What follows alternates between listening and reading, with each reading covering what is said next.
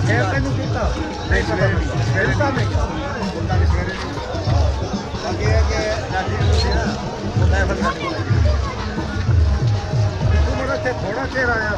ਰਾਤੀ ਸਭੇ 11 ਵਜੇ ਬਾਹਰ ਹੈ ये लड़ते वाला वीडियो बनाया जाना जी भैया जा रहे हैं देर ना कब जा रहे हो